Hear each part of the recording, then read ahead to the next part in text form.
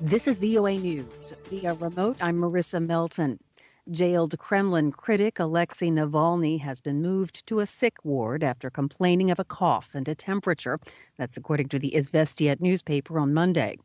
Earlier Monday, Navalny said in an Instagram post that a third prisoner in his quarters had been sent to the hospital with suspected tuberculosis.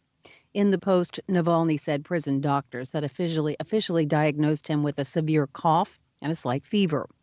Navalny, who is President Vladimir Putin's most prominent critic, is currently in prison about 100 kilometers from Moscow in what's known as one of the toughest penitentiaries in Russia. Tuberculosis is a potentially serious, contagious disease that affects the lungs. It's mainly spread through coughing and sneezing. Russian police arrested Navalny in January upon his return from Germany on charges of violating his parole. The anti-corruption fighter had been recuperating in Berlin for several months after being poisoned with a military-grade nerve agent. Navalny has accused agents of Russia's Federal Security Service of poisoning him. Navalny's imprisonment has drawn a chorus of international criticism, with the United States and its allies demanding his unconditional release and vowing to continue to hold those responsible for his poisoning to account. At least 40 people have been killed in Sudan's West Darfur region after 3 days of ethnic clashes that have prompted the government to declare a state of emergency. This is according to the United Nations on Monday.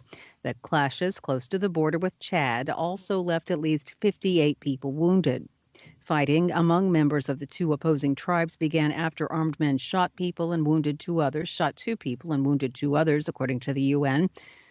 Sudan's Security Council has declared a state of emergency and deployed troops to the area to restore peace. VOA News. Tensions appear to have eased between Jordan's King Abdullah II and his half-brother Prince Hamzah, days after the prince was accused of involvement in an attempt to destabilize the kingdom. The assessment came after a meeting Monday between Abdullah's paternal uncle Hassan and Hamzah. Also in attendance for the mediation was Hamzah's brother Hashem and 3 of their cousins. Hamzah later issued a signed statement. It said, and I quote, "In light of the developments of the past 2 days, I put myself at the disposal of His Majesty the King." The prince added he would remain loyal to the king and to Jordan's constitution. Earlier in the day, Hamzah struck a defiant tone, saying he would not stay at home despite what he said was a government order for him to do so. He also said he would not stop communicating with the outside world. Officials in Jordan had accused Hamzah of a malicious plot against the government. Hamzah denies involvement, saying he's being targeted for speaking out against corruption and ineffective governance. At least 14 people have been arrested in connection with the alleged conspiracy. Top Democrats on the Senate Finance Committee on Monday proposed major shifts in former President Donald Trump's 2017 tax reforms to eliminate what they say are incentives for companies to move operations overseas and shift profits to tax haven countries. The plan parallels some of the corporate tax hike proposals announced last week by President Joe Biden to finance $2 trillion in U.S. infrastructure investment. The senators are targeting provisions in a law that governs how companies' foreign income is taxed. The Democratic plan would not repeal those taxes, but modify them to move them closer to the main corporate rate. The plan would also create new incentives for investment in jobs in the United States. The proposal will likely face strong opposition from Republicans who've criticized Mr. Biden's plans to roll back their party's Trump-era legislative achievement as putting U.S. companies at a competitive disadvantage.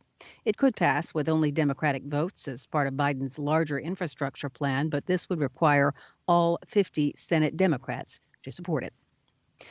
India's Home Minister Amit Shah cut short an election rally in the east on Monday to head to the mineral-rich central state of Chhattisgarh, where Maoist guerillas at the weekend killed 22 security force members. In addition to the fatalities, 30 other members of the Indian police and paramilitary forces were wounded in a 4-hour gun battle with Maoist rebels on Saturday. It was the deadliest ambush of its kind in 4 years. Shah traveled on Monday to Chhattisgarh to meet the injured and pay tribute to those who were killed. Via remote, I'm Marissa Melton, VOA News.